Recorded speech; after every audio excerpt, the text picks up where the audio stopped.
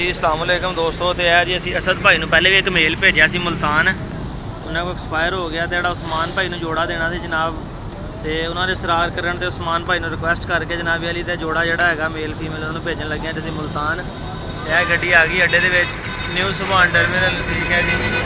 तो यह लगे रखवान, अज ने दोनों कन खड़े किए। फीमेल है जोड़ा नीचे बैठा है, मेल आ। शाम का टाइम है, मुल्तान रखान लगे हैं जी, ठीक है। अल्लाह खैर करे, जा रहा जी। बोलो जी डिगी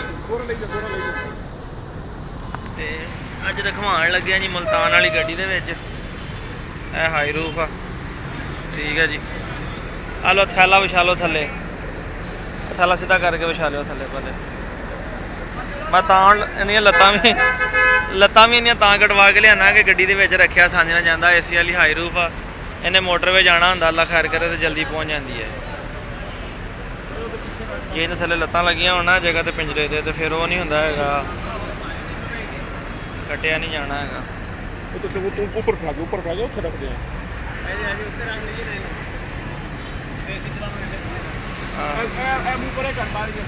दरवाजा मुँह पर अंदर नूं कर लो, सीट वालों ने। तो गड्डी का नंबर भी तुहानूं मैं लिखवा दिना, ठीक है। मोबाइल नंबर भी ए मुल्तान की गड्डी है जी, हाई रूफ एसी वाली।